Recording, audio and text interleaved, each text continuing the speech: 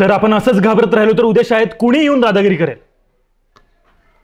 आपण मुलांना मूल्य शिक्षण शिकवतो आणि आपणच ते सोयीस्करित्या विसरतोय. अहो, या वयात मुलांना आपण जे संस्कार देतो ही मुलं आयुष्यभर जपतात. शाळेत घडलेली प्रत्येक घटना त्यांच्या मनावर कोरली गेलेली असते. उद्या हीच मुलं कुणाचं अनुकरण करतील सर? आपलं का त्या सागरच्या भावाचं?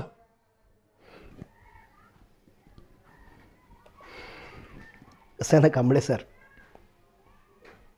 तुमच्या वयाचं असताना मीही असाच अस्वस्थ व्हायचो, अन्यायाविरुद्ध आवाज उठवायचो.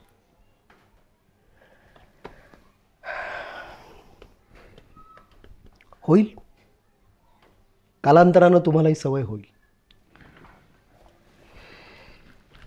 कसं ना कांबळे सर, त्यांची ताकद जास्त आहे. ते इथले स्थानिक गुंड आहेत, गाव उभा आहे त्यांच्या मागे. त्याची ताकद जास्त आहे म्हटल्यावर सगळे मुलं घेतीलच त्याचा आदर्श, नाही का? आणि त्यातलेच काही गुंड झाले तर त्याला जबाबदार आपण कसे नाही सर? तेवढं फक्त सांगा.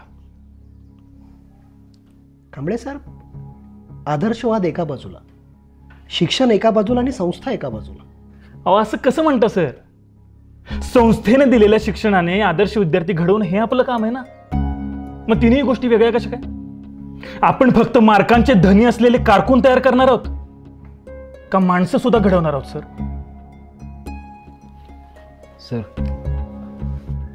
सर मी जातो, मला तास आहे. आणि यापुढे या समजात मला घेऊ नका. कोणी काय बी करू द्या, शिक्षा तेवढी करणार नाही. कारण छडे लागे छमछम विद्या ही घमघम नाही, ही तर घार देऊन घाम काढतात. त्यापेक्षा आपला विषय भला, आपण भलं.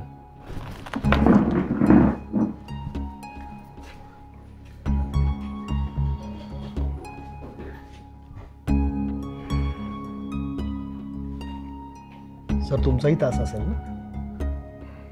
हो सर, पण तोच विचार करतोय की आपल्याकडे आदर्श म्हणून बघणाऱ्या विद्यार्थ्यांपुढं आता काय म्हणून जायचं?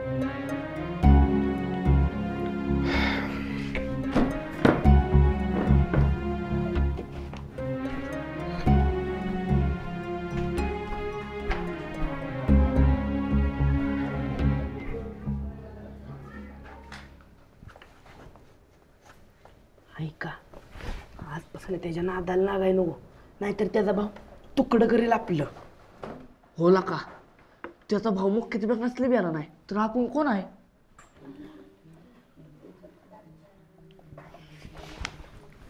सगळ्यांनी शांत अभ्यास करत बसा, नाहीतर बोलणाऱ्यांची फळ्यावर नाव लिहीन. हे बोला रे, बघू कुणाची हिंमत आहे तुमचं नाव लिहायची.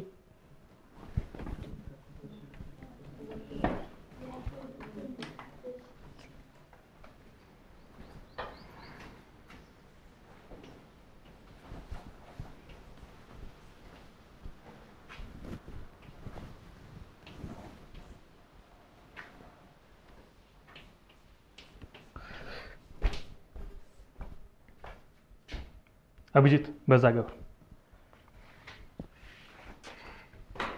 चला, सगळ्यांनी पुस्तक काढा.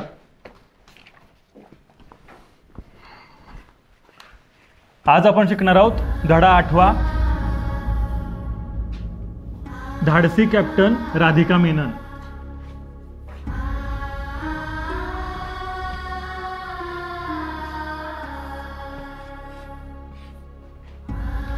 पुस्तक काढली का?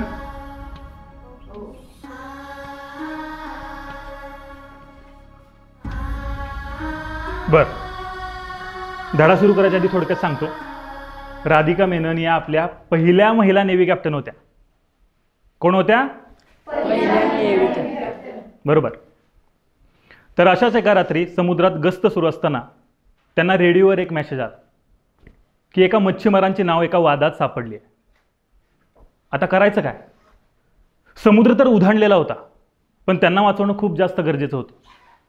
तर अशा परिस्थितीमध्ये त्यांनी स्वतःच्या जीवाची पर्वा न करता त्या मच्छीमारांना त्या वादातून वाचवलं. तर अशा शौर्याची आणि हिमतीची गोष्ट मी तुम्हाला सांगणार आहे. ठीक आहे? पुस्तक काढली ना? म्हणजे सर, आपल्यासमोर कितीतरी बलाढ्य समुद्र आहे हे माहीत असून सुद्धा आपण बरोबर आहोत हे माहीत असल्यामुळे त्या घाबरल्या नाहीत, मागे हटल्या नाहीत. मग सर, हे असले धडे वाचून सुद्धा आपण का घाबरतो आपल्यापेक्षा बलाढ्य माणसांना? खरं तर चांगला प्रश्न पडलाय तुला. कसं आहे अभिजित, संकट कितीही बलाढ्य असलं ना तरी आपल्याकडे सत्याची ताकद असेल तर कुणाला अजिबात घाबरायची गरज नाही. मग सर, तुम्ही फळ्यावरची नावं वाचून सुद्धा कोणाला शिक्षा का नाहीत केली? तुम्ही कोणाला घाबरता का सर? ए अभिजित, नीट बोल सरांची. सागर, असू देत, प्रश्न विचारलेच पाहिजेत. व्यवस्था कितीही कठोर असली तरी जोवर प्रश्न विचारणारे आहेत तोवर या लोकशाहीला मरण नाही. आणि तुम्हाला तर माहीत आहे की आपल्याकडे लोकशाही आहे, नाही का? आणि फळ्यावर लिहिलेली तीनही नावं माझ्या चांगलीच लक्षात आहेत. फक्त त्यांना इथं शिक्षा करण्याच्या ऐवजी वर्गाच्या बाहेर अंगठे धरून उभं करणार, जेणेकरून सगळ्यांना कळेल की इथं बोलल्यावर शिक्षा होतेच. फक्त आत्ता शांत होतो, त्यांचा अभ्यास बुडू नये म्हणून. ठीक आहे? बसा.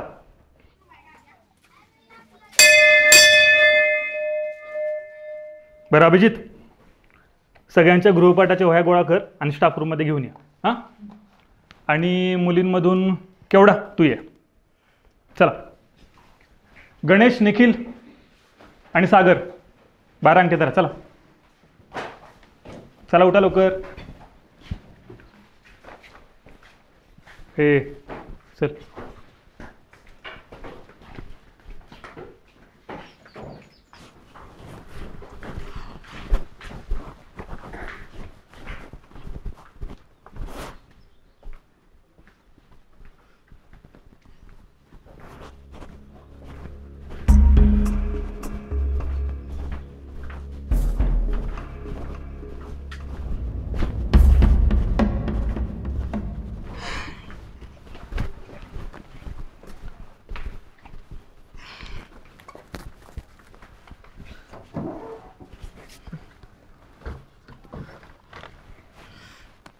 अभिजित, किती छान प्रश्न विचारलास सरांना. एवढं कसं सुचतं तुला? माहीत नाही, पण काय चुकीचं दिसलं की बोलू वाटतं मला. मग काय बोलायचा विचार नाही करत मी. पण तू वाढदिवसाला एवढं महाग पेन का दिलास? तुझ्यासाठी काय महाग आणि काय स्वस्त? तू एवढं भारी पेन दिलास, पण मी कुणाला सांगू पण शकले नाही की कुणी दिलं. का? वर्गातले आपल्याबद्दल काय विचार करते? काय?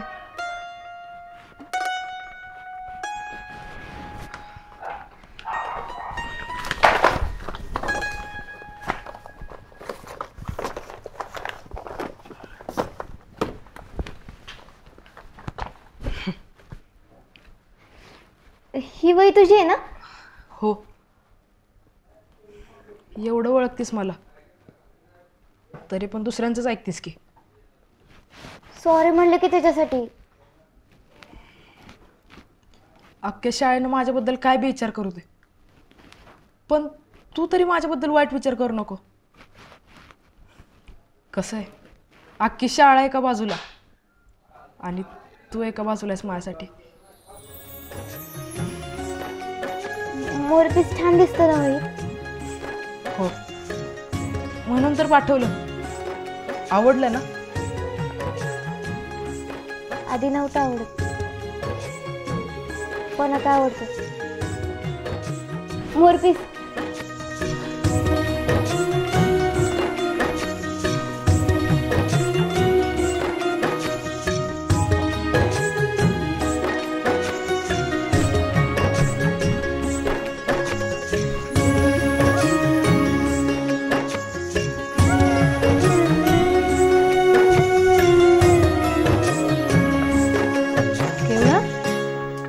सोडून कुठे फिरतेस ग? मॅडम, ते कांबळे सरांनी सांगितलेलं सगळ्या वया स्टाफ रूम मध्ये ठेवायला. मॅडम, तुम्ही 2-3 दिवस का आला नव्हता? आवलंय काय काय झालं? कांबळे सर कुठे आहेत? नाही माहीत, असतील की कुठल्या तरी तासावर. आणि तुमच्या वर्गावर कुणाचा तास आहे मग? त्या कुरकुटे सरांचा. आपलं कसं आहे माहिती आहे का, आपण लेट असतो पण थेट असतो. पाटील मॅडम, म्हणजे तुम्हाला काय त्रास नाही ना? तुमचं काय रे? चला जा वर्गात. तुमच्यासमोर बोला मॅडम घाबरतात, आहे की नाही?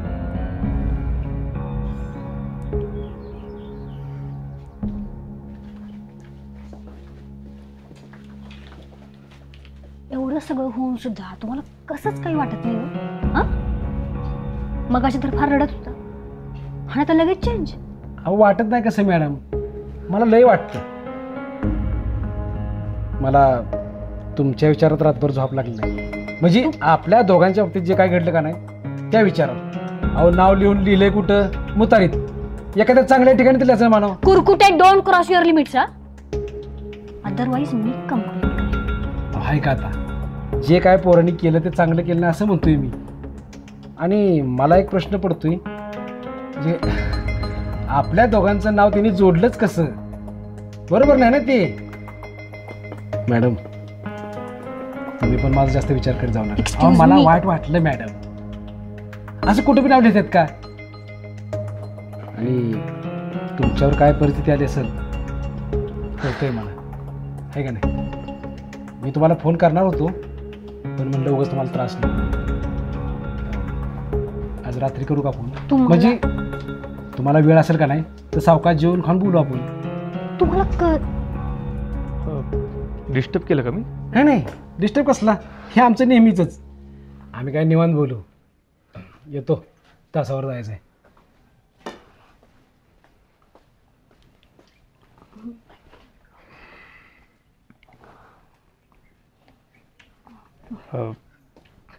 मलाही तास आहे, येतो.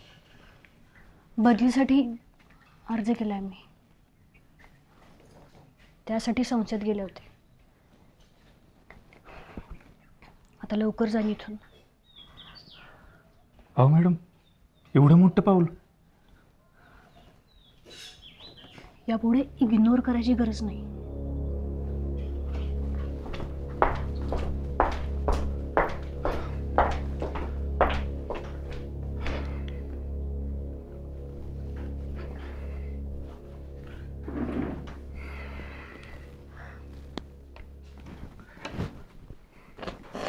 मॅडम, मी तुमची अवस्था समजू शकतो. मलाही असंच वाटलं होतं.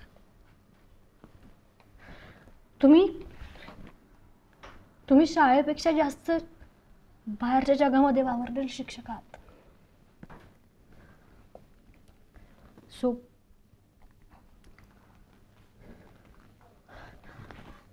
माझी कंडिशन समजून घ्याल, भेटायला याल.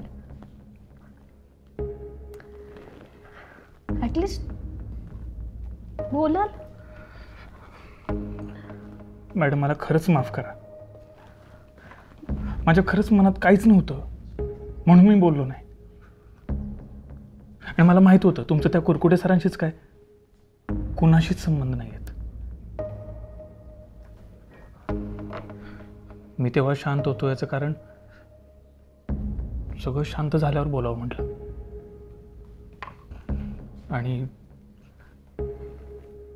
आणि तुम्ही आधीच काळजीत होता आणि तोच विषय काढून तुम्हाला परत त्रास नको म्हणून बोलला नाही, त्याचा जास्त त्रास झाला सर.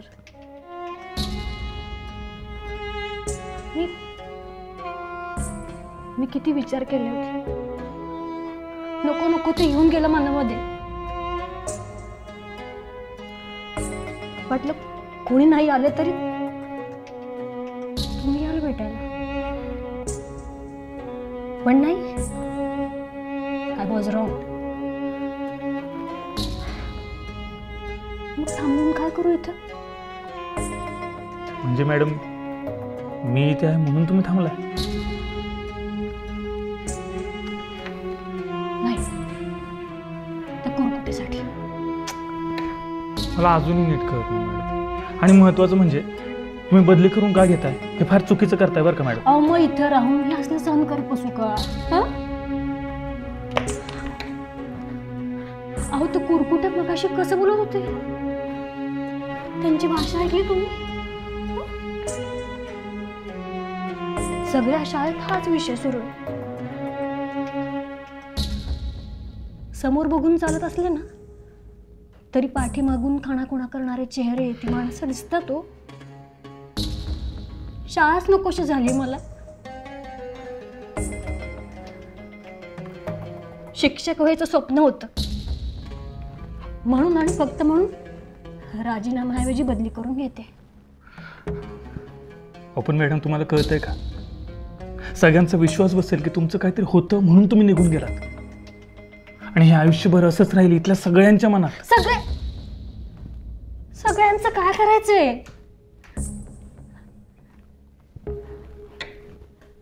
तुमच्या मनात काय आहे?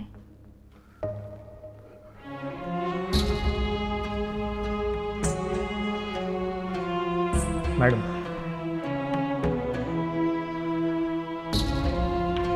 तुमच्याबद्दल माझ्याही मनात खूप काय होतं पण कधी सांगू शकलो नाही. कारण मला वाटायचं मी कांबळे तुम्ही पाटील आपल्यात कधीच काय शक्य नाही. आणि कसं आहे मॅडम आपण कितीही समानतेच्या गोष्टी केल्या ना तरी ही व्यवस्था आतून किती कुचकामी आहे कळतं. त्यात आपल्यासारख्या विचारी माणसानं आधीच माघार घेतलेली काय वाईट आहे? हो पण एकदा बोलून तरी बघायचं ना सर. मी माझ्या घरी तुमच्याबद्दल सगळं सांगून ठेवलंय. मी कधी कोणाचा विचारही नाही केला हो तुमच्याशिवाय.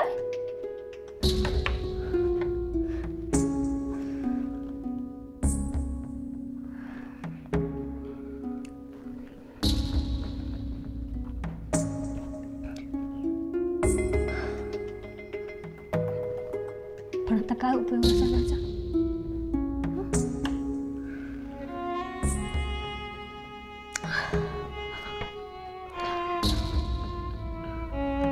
अजूनही वेळ गेली नाही मॅडम. तुम्ही धीराने या सगळ्यांना सामोरं जा. मी तुमच्या सोबत आहे.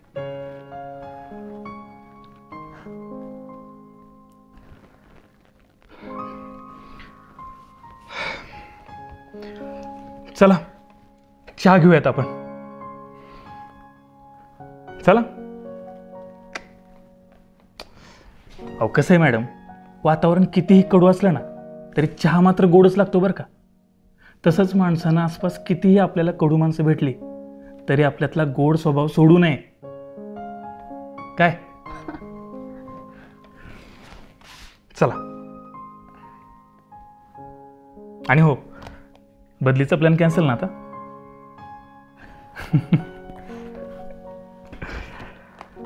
चला.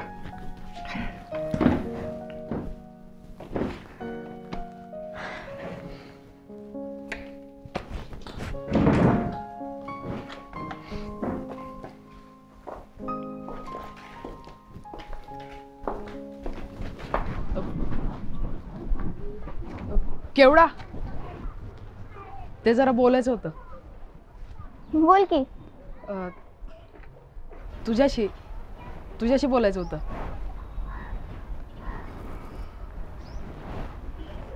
काय झालं? आणि कितीदा सांगितलंय रे असं रस्त्यात अडवत जाऊ नकोस म्हणून. अगं महत्वाचं काम होतं म्हणून अडवलं. काय महत्वाचं आहे? उद्या नवलाईच्या मंदिरात येशील दर्शनाला? नाही. अगं पण आधी बघ. नाही म्हणलं ना एकदा. तरी बी मी वाट बघेन. सकाळी 9 वाजता नवलाईच्या मंदिरात.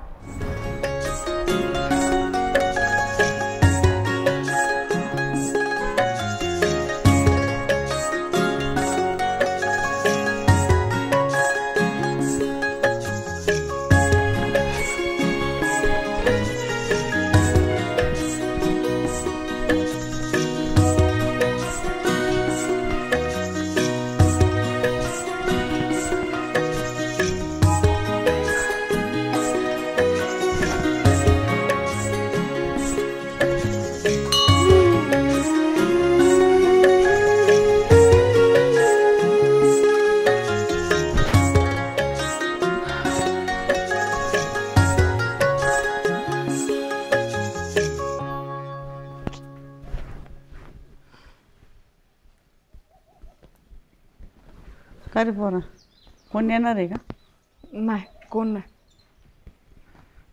बस काय